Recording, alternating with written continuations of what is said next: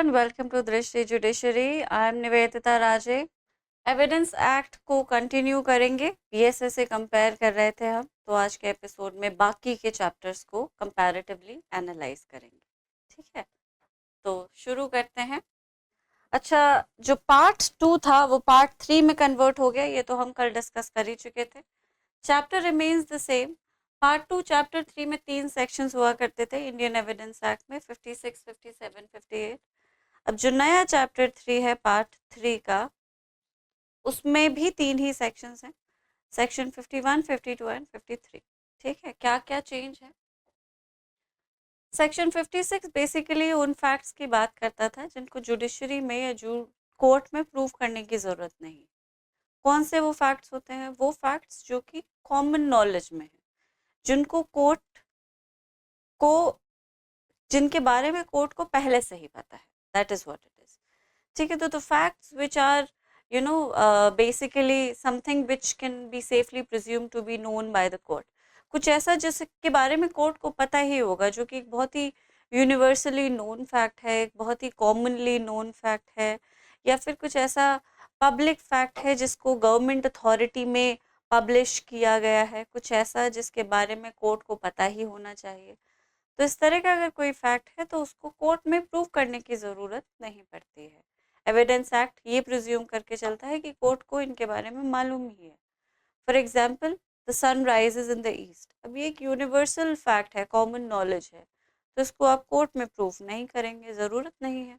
ठीक है, तो ये जो पुराना सेक्शन 56 था वो आज नए लॉ में सेक्शन 51 है. कंटेंट, कॉन्टेक्स्ट और प्रिंसिपल बिल्कुल सेम रहता है. टर्मिनोलॉजी बिल्कुल भी चेंज नहीं हुई है. 56 जो कह रहा था एग्जैक्टली 51 भी वही कह रहा है. ठीक है, अब आ जाते हैं 57 पे. वो फैक्ट्स जिनका जुडिशियल नोटिस कोर्ट को लेना ही पड़ेगा.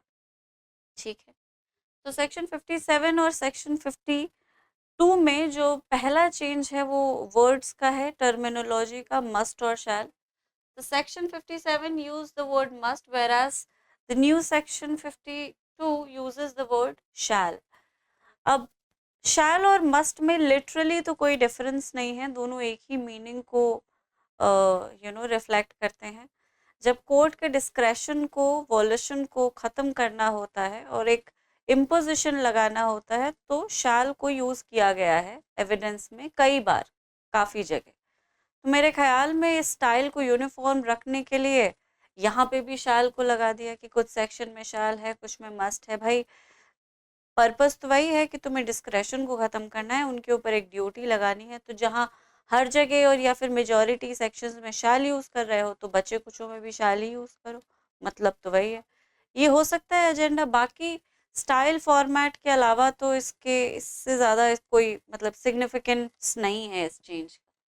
ठीक है, वही वही मीनिंग जो 57 कॉनोट कर रहा था, 52 भी वही कर रहा है. ठीक है, तो वो फैक्ट्स जिनको कोर्ट को जुडिशियल नोटिस में लेना ही पड़ेगा, the facts which court must take judicial notice of. ठीक है, क्या क्या है वो फैक्ट्स? अब वो फैक्ट्स जिनका जुडिशियल नोटिस कोर्ट को लेना ही पड़ेगा, वो क्राउन से या उस ब्रिटिश एरा से, कॉलोनियल रूल से अलाइन करते थे. ठीक है, अब क्योंकि वो एरा चेंज हो चुका है, इंडिया इंडिपेंडेंट हो चुका है, इन क्राउन का, यूके के पार्लियामेंट का, क्राउन के रिप्रेजेंटेटिव्स का और उस सोसाइटी का, उस एज का जिसमें ये लॉ बनाया गया, वो सब कुछ, उनका पर्पस, उनका रोल, उनका रेलेवेंस, सब कुछ खत्म हो चुका है. तो इसलिए सेक्शन 57 का जो कॉरस्पॉन्डिंग नया सेक्शन है 52 से काफ़ी चेंज किया गया है. ठीक है, उसे आज की सोसाइटी के अकॉर्डिंग अलाइन किया गया है. तो चेंज पढ़ लेते हैं. तो सबसे पहला चेंज तो पहले क्लॉज में ही है, पब्लिक एक्ट्स एंड लॉज. तो पुराना जो लॉ था Indian evidence act, it refer to acts by the United Kingdom, whereas the new evidence act refers to all laws in force in India, including extra territorial operation वाले laws.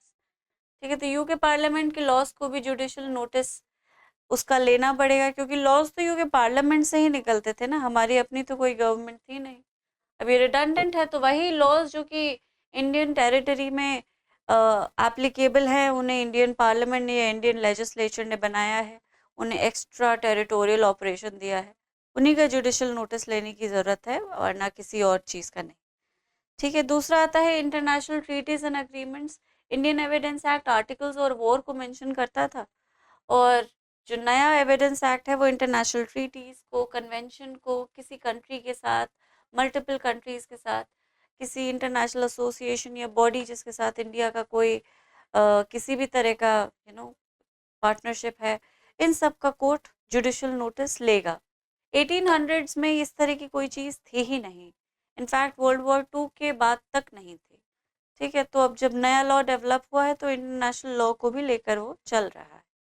और ये सारी जो चीज़ें हैं, articles of war, Indian army etcetera, ये redundant हो चुकी है तो इन्हें हटा दिया है। ठीक है, उसके बाद पार्लियामेंट्री प्रोसीडिंग्स आती हैं। इंडियन एविडेंस एक्ट यूके की पार्लियामेंट्री प्रोसीडिंग्स की बात करता था, यहाँ पे सिर्फ और सिर्फ इंडियन लेजिस्लेटिव बॉडीज की पार्लियामेंट्री प्रोसीडिंग्स की बात की गई है नए लॉ में। सील्स में जो इंडियन एविडेंस एक्ट है वो बहुत सारी सील्स को कवर कर रहा है। क्राउन रिप्रेजेंटेटिव की सील्स को कवर कर रहा है, यूके पार्लियामेंट की सील्स को कवर कर रहा है। ठीक है, जो नया लॉ है वो इन वर्ड्स को रिमूव कर देता है। Only the seals which have been authorised और permitted by the Indian constitution for use, या फिर वो सील्स जो पार्लियामेंट की हैं, स्टेट लेजिस्लेटिव बॉडीज की हैं, वही सील्स सेक्शन 52 में कवर की गई हैं। क्राउन रिप्रेजेंटेटिव, यूके पार्लियामेंट, इन सारे वर्ड्स को हटा दिया गया है। ठीक, उसके बाद सोवरेन्स एक्सेशन, इसमें जो इंडियन एविडेंस एक्ट है वो यूके सोवरेन को मेंशन करता था, यहाँ पे इस तरह का कोई मेंशन अब नहीं है। ओके, दूसरा आता है फिर नेशनल फ्लैग्स एंड रिकग्निशन। मैं बोलती जा रही हूँ, यहीं से पढ़ रही हूँ, आप समझते जाइएगा।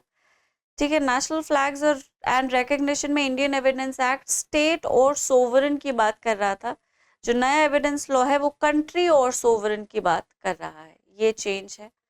उसके बाद जो चेंज है वो टेरिटरीज में आया है। Indian evidence act refers to territories under the dominion of government of India, whereas the new evidence law mentions only the territory of India.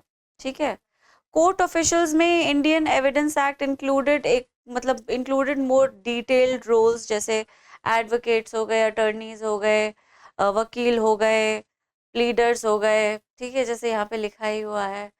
अब इन सबको हटा दिया गया है क्योंकि इनको प्रिलिमिनरी डेफिनेशन क्लॉज से भी हटा दिया गया।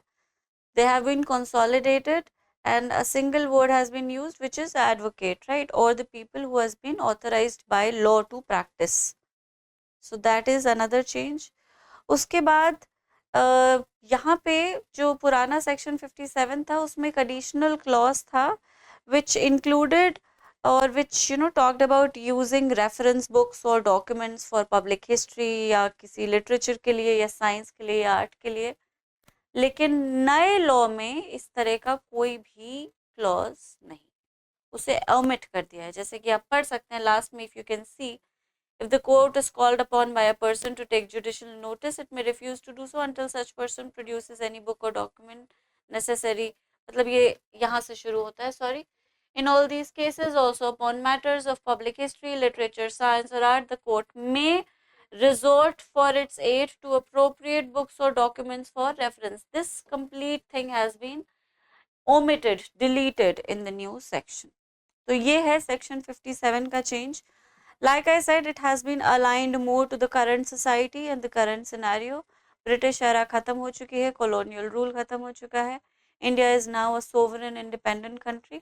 तो उसी नेचर के साथ अलाइन करते हुए सेक्शन 57 को रीड्राफ्ट किया गया है। ओके,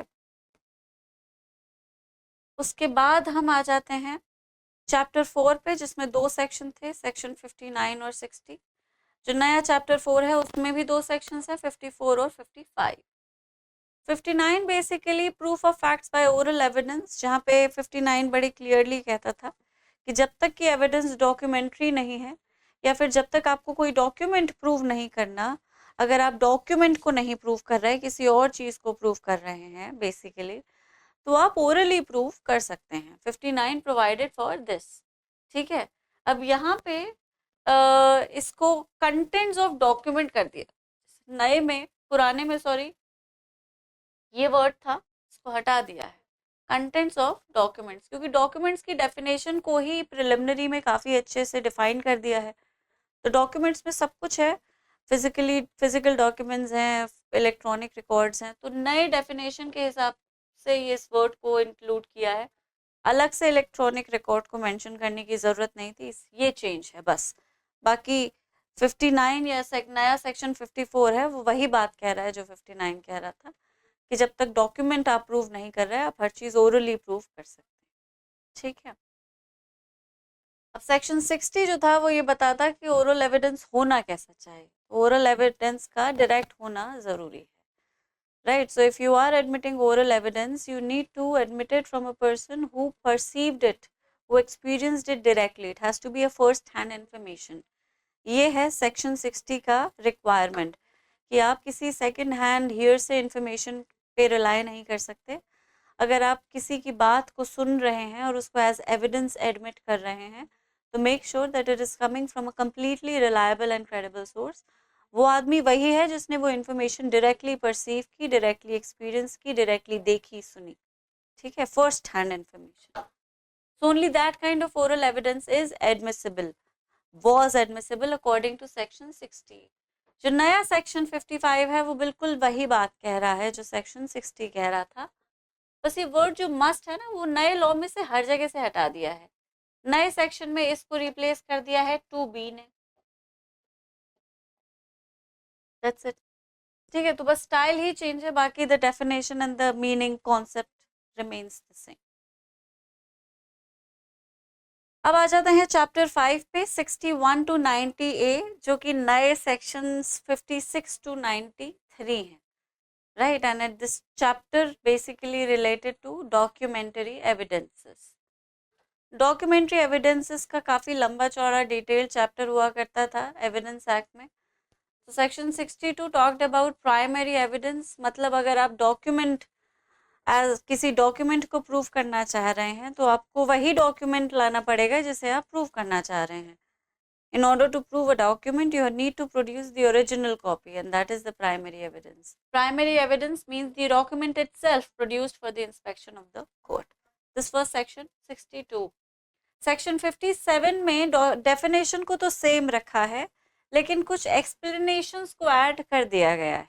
ठीक है, 4, 5, 6, 7 इलेक्ट्रॉनिक और डिजिटल रिकॉर्ड से रिलेट करती हुई एक्सप्लेनेशंस हैं ये।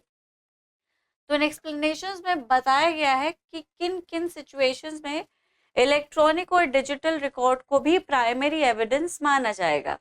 तो एक्सप्लेनेशन 4 कहती है कि where an electronic or digital record is created, stored and such storage occurs simultaneously or sequentially in multiple files, each such file is primary evidence।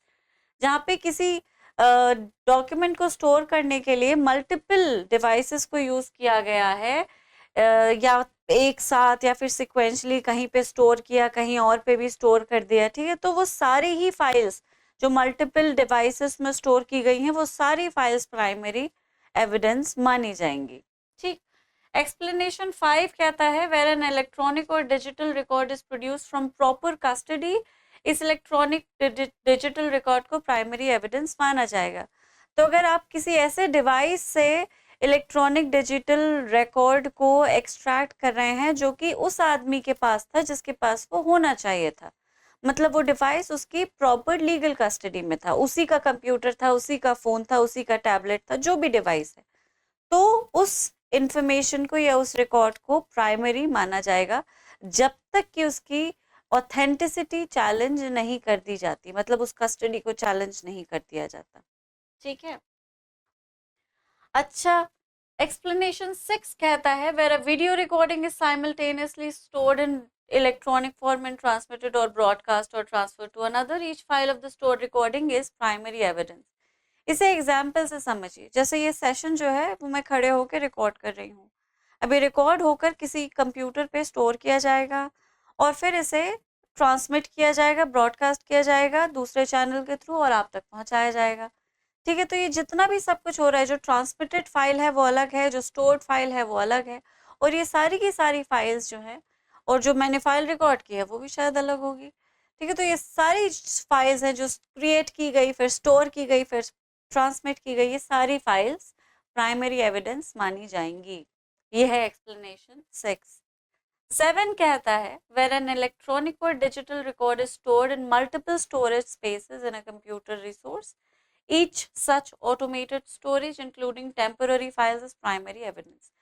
अब जैसे एक्सप्लेनेशन 4 में मल्टीपल डिवाइसेस की बात की जा रही है, एक्सप्लेनेशन 7 में सेम डिवाइस मल्टीपल लोकेशंस की बात की जा रही है। तो अगर एक ही फाइल को मल्टीपल जगह पे उसी डिवाइस में स्टोर कर दिया है और उसका बैकअप भी ले लिया है टेम्पररी, तो वो सब कुछ प्राइमरी एविडेंस है। ठीक है, all the multiple locations eight which it is stored, even the backup that is being taken. ठीक है, तो इलेक्ट्रॉनिकली थोड़ा सा एनहांस किया गया है डेफिनेशन को प्राइमरी एविडेंस के रेस्पेक्ट में।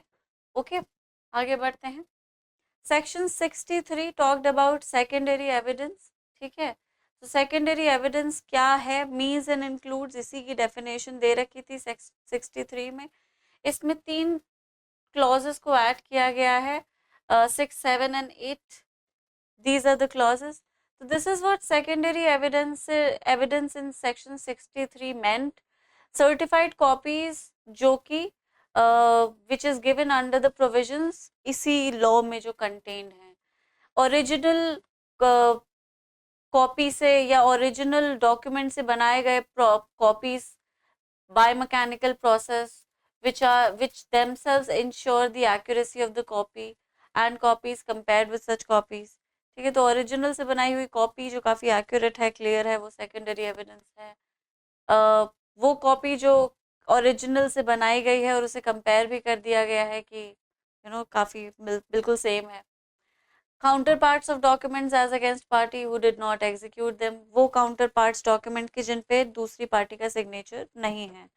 ठीक है, जैसे मैंने अपनी कॉपी पे साइन कर रखा है, उसने अपनी कॉपी पे साइन कर रखा है, तो मेरी कॉपी उसके लिए सेकेंडरी एविडेंस है और उसकी कॉपी मेरे लिए सेकेंडरी एविडेंस है। ठीक है, क्योंकि उसकी कॉपी पे उसी का सिग्नेचर है, मेरा सिग्नेचर नहीं है। You getting my point, right? If I have not executed it और if I'm proving it against the person who hasn't executed it, जैसे मेरी कॉपी पे मेरा ही साइन है, तो वो अब उसके लिए सेकेंडरी कॉपी है। मतलब अगर मैं उसके अगेंस्ट किसी भी कंटेंट को प्रूव कर रही हूँ और अपनी कॉपी दे रही हूँ, तो मेरी कॉपी को सेकेंडरी एविडेंस माना जाएगा, क्योंकि उस कॉपी पे उसका सिग्नेचर नहीं था, मेरा ही था। ठीक है, this is what it is. अच्छा, oral accounts of the contents of a document given by some person, जिसने खुद देखा है वो। तो किसी डॉक्यूमेंट्स के ओरल अकाउंट कुछ भी हो सकता है, वो पिक्चर हो सकती है, ऐसी पिक्चर थी, ये लिखा था, उस आदमी के थ्रू जिसने वो डॉक्यूमेंट देखा है। ठीक है, तो ये सब सेकेंडरी एविडेंस माना जाता था सेक्शन 63 के अकॉर्डिंग, अभी भी माना जा रहा है, लेकिन ये जो डेफिनेशन है ओरल अकाउंट्स को थोड़ा सा चेंज कर दिया है। तो oral accounts of contents of documents given by some person who has himself seen it, तो वो किस किस फॉर्मेट में एडमिसिबल है। ओरल एडमिशन मतलब खुद बोल के बता रहा है, लिख के बता रहा है कि मैंने ये सब देखा है, साइन वाइन करके। एविडेंस ऑफ अ पर्सन, जिसने उस डॉक्यूमेंट को एग्जामिन किया है। ठीक है, the original of which consist of numerous accounts, तो उस डॉक्यूमेंट का एविडेंस जिसे एक ऐसे व्यक्ति ने एग्जामिन किया जिसके पास उसे एग्जामिन करने की पहले तो स्पेशल नॉलेज और स्किल थी, दूसरा उसने एग्जामिन करके कोर्ट में सिर्फ अपने एग्जामिनेशन को प्रोड्यूस किया है, डॉक्यूमेंट को नहीं, क्योंकि डॉक्यूमेंट इस तरह का था कि कोर्ट में उसे लाना फिजिबल, कन्वीनियंट, प्रैक्टिकल नहीं था। ठीक है, तो इस चीज को थोड़ा सा एनहांस किया है। सो secondary or oral evidence with regard to secondary evidence has been enhanced a little bit. Okay. अब हम आ जाते हैं सेक्शन 64 पे, proof of documents by primary evidence. तो डॉक्यूमेंट्स को सिर्फ प्राइमरी एविडेंस से ही प्रूव किया जा सकता है। मतलब if you are seeking to prove contents of a document, you need to prove it through the original document, उसकी कॉपी वगैरह अलाउड नहीं है, except in the cases which the evidence act itself mentioned। ठीक है, except in the cases hereinafter mentioned, वो mention ही कर रखे हैं। अब must को चेंज कर दिया है shall ने, बाकी सेक्शन पूरा का पूरा सेम ही रहा है। ठीक है, बिल्कुल सेम है, जो 64 कह रहा था वही 59 कह रहा है। अच्छा, एक और एडिशन है नए सेक्शन में, वो है सेक्शन 61 का। सेक्शन 51 जैसा कोई सेक्शन नहीं था पुराने एविडेंस एक्ट में। इलेक्ट्रॉनिक और डिजिटल रिकॉर्ड जो कि स्पेशली कह रहा है कि भाई कुछ भी नहीं है सेक्शन 59 में, सॉरी 63 में, जो कि इलेक्ट्रॉनिक रिकॉर्ड को रिजेक्ट करे। मतलब जस्ट बिकॉज एक जो एविडेंस है, जो डॉक्यूमेंट है जिसे आप प्रूव करना चाह रहे हैं, वो इलेक्ट्रॉनिक फॉर्मेट में है, उसका फिजिकल फॉर्मेट नहीं है, तो बस इसी बेसिस पे उसे रिजेक्ट नहीं किया जाएगा। तो आप इलेक्ट्रॉनिक रिकॉर्ड को या इलेक्ट्रॉनिक एविडेंस को इलेक्ट्रॉनिकली भी प्रेजेंट कर सकते हो। यू नीड नॉट क्रिएट और convert it into a physical format and then present it to the court. नया इंडियन एविडेंस एक्ट जो है वो इलेक्ट्रॉनिक एविडेंसेस को उन्हीं उसी फॉर्मेट में एडमिसिबल मान रहा है, और यही सेक्शन 61 कहता है। ठीक है, पुराने एविडेंस लॉ में इस तरह का कोई सेक्शन नहीं था। Section 55A special provisions as evidence relating to electronic record. अब ये तो सबको पता ही है, बहुत ही इम्पोर्टेंट सेक्शन था, इसको याद भी रखना पड़ता था। तो इलेक्ट्रॉनिक रिकॉर्ड्स के कंटेंट्स को प्रूव किया जा सकता है उन प्रोविजंस के अकॉर्डिंग जो कि 65B में दे रखे हैं, ये कहता है 65A। I always for some reason found this section extremely odd. I mean, why did you have to? It was like a title, no? इस और कुछ तो है नहीं इसमें कि जो भी इलेक्ट्रॉनिक रिकॉर्ड्स के कंटेंट हैं उन्हें 65 के अकॉर्डिंग प्रूफ किया जाएगा। तो ये बात 65B में भी लिखी जा सकती थी, मतलब 2 सेक्शन की बजाय एक ही सेक्शन हो सकता। खैर कोई नहीं। सेक्शन 62 कहता है कि सेक्शन 65B को बेस एक्चुअली 63 ने रिप्लेस किया है, 65A को 62 ने रिप्लेस किया है, और ये भी वही बात कह रहा है कि इलेक्ट्रॉनिक रिकॉर्ड्स के कंटेंट्स को 63 के क्लॉजेस के अकॉर्डिंग प्रूव किया जाएगा। ठीक है, और जो पुराना सेक्शन जिसके बारे में हम बात कर रहे थे सेक्शन 61, वो इसी प्रोवाइजो या इसके साथ हुए जाने वाले किसी भी कॉन्फ्लिक्ट को रिमूव करता है। ठीक है, इलेक्ट्रॉनिक एविडेंस को इलेक्ट्रॉनिक फॉर्मेट में ही प्रेजेंट किया जा रहा है, तो 63 उसके एडमिसिबिलिटी पर सवाल नहीं उठा सकता, उसे रिजेक्ट नहीं कर सकता। ओके, अच्छा, सेक्शन 65B और सेक्शन 63 सेम ही है। ठीक है, वर्ड सेम है, टर्मिनोलॉजीज बिल्कुल सेम है, लेकिन उसमें एक एक चीज को ऐड किया गया है, कुछ वर्ड्स ऐड कर दिए गए हैं, जैसे कि semiconductor memory, communication device etcetera. Communication device उस टाइम पे ज्यादा थे भी नहीं। तो 63(1) में this any notwithstanding anything contained in this अधिनियम, any information contained in an electronic record which is printed on paper, stored record or copied in optical or magnetic media, इन words को add किया गया है। और semiconductor memory or produced by a computer or any communication device or otherwise stored, recorded or copied in any electronic form। तो इन words को use किया गया है, जो मॉडर्न टेक्नोलॉजिकल एडवांसमेंट है उसको बेसिकली इंक्लूड कर दिया है इस नए सेक्शन में। पुराना सेक्शन उस टेक्नोलॉजिकल एडवांसमेंट को कंसिडर नहीं कर रहा था क्योंकि वो तब तक हुआ ही नहीं था। ठीक है, हर साल कुछ नया आ जाता है, हर साल कुछ बेहतर आ जाता है, तो ये सेक्शन उसी के अकॉर्डिंग बनाया गया है। ओके, अब हम आ जाते हैं 63 क्लॉज 2 पे। आप देख सकते हैं ये है वर्ड, कम्युनिकेशन डिवाइस को यूज कर दिया है। Conditions refer to in subsection in respect of computer output shall be following. Communication device, हर जगह कम्युनिकेशन डिवाइस को ऐड किया गया है जो पहले नहीं था। उसके बाद हम आते हैं सेक्शन 65 क्लॉज बी क्लॉज 3, जो कि अब नया 63 क्लॉज 3 है। ठीक है, तो where over any period function storing information for the purpose of any activities regularly carried over that period etcetera. Actually ये जो नया सेक्शन है इसे मैं जिस्ट में समझा देती हूँ, ये थोड़ा सा चेंज किया गया है। 65B को एक एग्जाम्पल से समझते हैं। ठीक है, तो 65B क्लॉज 3 जो था वो एक ऐसी सिचुएशन की बात कर रहा था जहाँ पे इंफॉर्मेशन वही है लेकिन वो काफ़ी डिवाइसेस से होके गुजरी है। फॉर एग्जाम्पल लेट्स से एक फाइनेंशियल रिपोर्ट है। ठीक है, ये 65B क्लॉज 3 का एग्जाम्पल है, तो कंफ्यूज ना हो।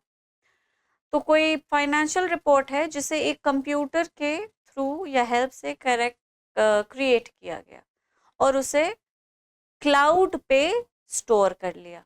ठीक है, अब क्लाउड पे वो स्टोर था, उसे एक टैब में एक्सेस किया और एडिट किया और फिर उसे किसी और ही कंप्यूटर से प्रिंट कर लिया।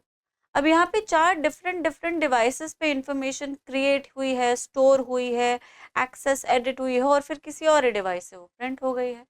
Section 65 clause B clause 365 B clause 3 कहता है कि ये इंफॉर्मेशन या फिर ये इलेक्ट्रॉनिक रिकॉर्ड, ये इलेक्ट्रॉनिक डॉक्यूमेंट एकदम रेलेवेंट है।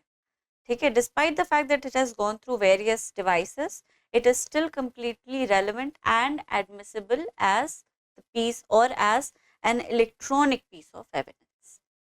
ठीक है, ये था सेक्शन 65 बी क्लॉज 3 में। 63 क्लॉज 3 जो है वो एक नए सिनेरियो को कवर करता है जो आज की सिचुएशन में ज्यादा एप्लीकेबल है।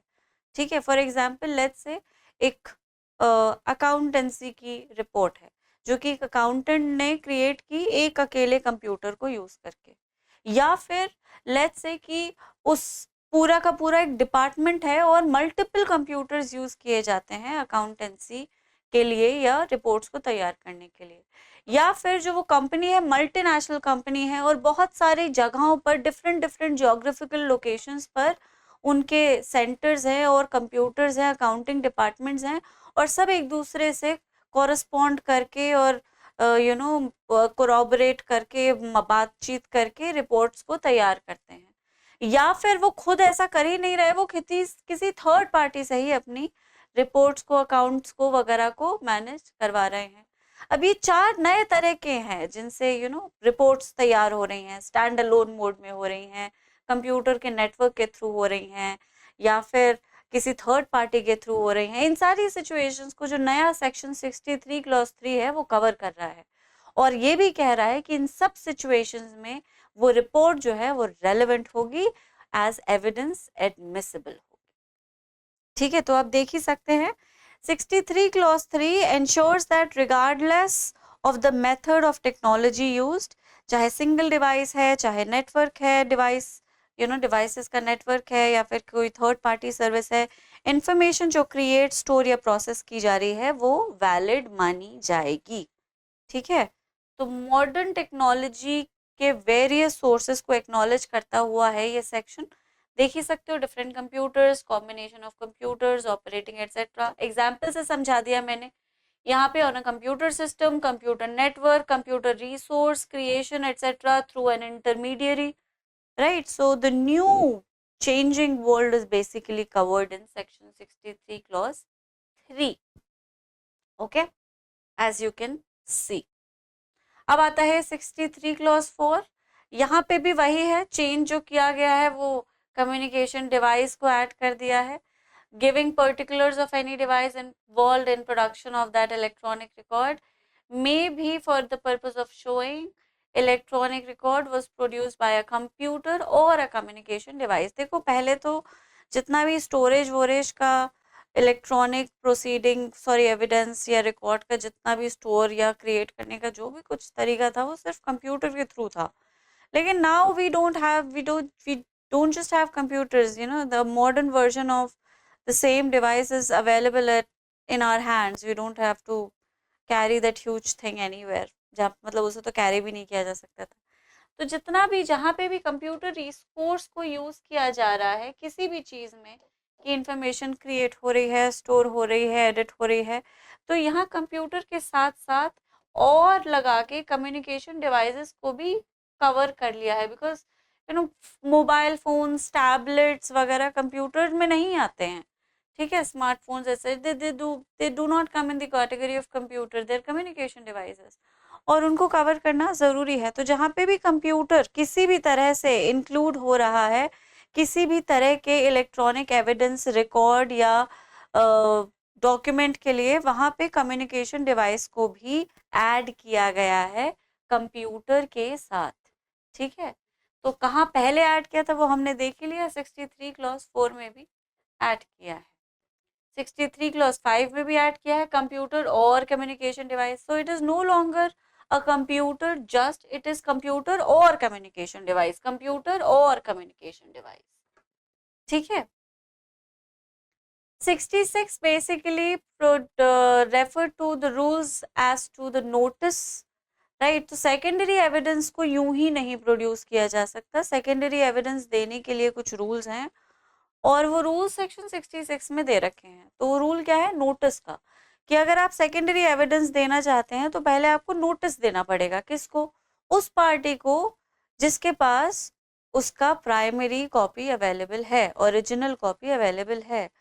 और अगर वो मना कर देता है कि नहीं मैं नहीं दूंगा, या फिर वो नहीं प्रेजेंट करता है ओरिजिनल कॉपी, तब आप जो है सेकेंडरी कॉपी को या कॉपी जो भी आपके पास है उसे प्रोड्यूस कर सकते हैं। मतलब this is one of the situation. और बहुत सारे रूल्स हैं, उसे मूव नहीं किया जा सकता, वो इंस्क्रिप्शन में है, पिलर्स पे है, ठीक है, वो इस तरह का है कि वो आया लाया जाया नहीं जा सकता, या फिर वो पार्टी के पास है और वो इसीलिए नहीं ला रही क्योंकि वो उसके अगेंस्ट जा रहा है, उसी के अगेंस्ट हम उस डॉक्यूमेंट को प्रूव करना चाहते हैं, तो ऑब्वियसली उस पार्टी वो पार्टी एविडेंस क्यों देगी उस प्राइमरी एविडेंस को, ठीक है। तो ये सारे रूल्स हैं जिनमें आप सेकेंडरी एविडेंस को यूज कर सकते हैं। You have to first provide notice, ठीक है। So shall not be given unless the party proposing to give such secondary evidence has previously given to the party in whose possession or power the document is, or to his attorney or pleader, such notice to produce it as it is prescribed by law, ठीक है। ये भी बताता है कि भाई किन किन सिचुएशंस में नोटिस देने की जरूरत नहीं, तो उससे तो हम नहीं, वो तो सेम ही है। जो चेंज आया है वो ये आया है कि अब जो सेक्शन 65 था वो सेक्शन 60 हो चुका है, ये चेंज है। अटर्नी और प्लीडर अब रहे नहीं हमारे नए एविडेंस में, क्या हो गए हैं, एडवोकेट या रिप्रेजेंटेटिव, ये चेंज आया है, ठीक है। बाकी ये जो रूल्स थे वो सेम ही है। If no notice is prescribed, then such notice as the court considers reasonable under the circumstances of the case, same thing as section 66 is contained in section 64, ठीक है। तो अगर आप देखेंगे तो चेंज जो है वो कंसेप्चुअल कम और मॉडर्न एरा के साथ अलाइन करने का ज्यादा है, ठीक है। तो हम हमारे लॉस को आज के समय के हिसाब से ड्राफ्ट करना चाहते हैं, और आज के समय में आज का जो टाइम है वो किस तरह के लॉस को डिमांड करता है, किस तरह के एविडेंसेस को डिमांड करता है, उन्हीं चीज़ों को ध्यान में रख के इन लॉस को चेंज किया गया है। बाकी जो कंसेप्ट था हर चीज़ का, जैसे नोटिस पे भी आप देखेंगे तो कंसेप्ट वही है। सेकेंडरी एविडेंस को आप कब कब दे सकते हैं, उसे आप आज भी उन्हीं कंडीशंस में दे सकते हैं, चेंज कुछ नहीं हुआ है, कुछ एडिशन ही हुआ है, कुछ ऐड किया गया है ताकि लॉ बेहतर हो सके, इम्प्रूव हो सके और थोड़ा कंप्रिहेंसिव हो सके, इंटरप्रिटेशन का एम्बिग्यूटी का स्कोप खत्म किया जा सके। तो यही सारे चेंजेस जो हैं वो देखने को मिलते हैं, ठीक है। आज का क्वेश्चन पढ़ लेते हैं। Explanation 6 of section 57 BSA states that video recording stored and transmitted are what? इसका आंसर आप हम कमेंट बॉक्स में मेंशन करें, और इसी तरह से आप और क्वेश्चंस को अगर प्रैक्टिस करना चाहते हैं तो आप हमारे इंस्टाग्राम हैंडल पे जा सकते हैं, ठीक है। तो नए लॉस के हिसाब से प्रीलिम्स के लिए क्या क्या क्वेश्चन बन सकते हैं वो सारे आपको उस हमारे इंस्टा चैनल पे मिल जाएंगे, राइट। तो यहाँ से पढ़िए और इंस्टाग्राम से रिवाइज करिए, बढ़िया आपकी डील है। नहीं खैर, तो मुझे उम्मीद है आपको सब समझ आया है, और कल फिर से हम नए एपिसोड के साथ मिलेंगे। इन सेशंस को देखना ना भूलें, आपकी तैयारी के लिए बहुत ज़रूरी है ये, ठीक है। तो चलो कल मिलेंगे, तब तक सब अपना ख्याल रखेंगे। Thank you so much everyone, bye bye, thank you.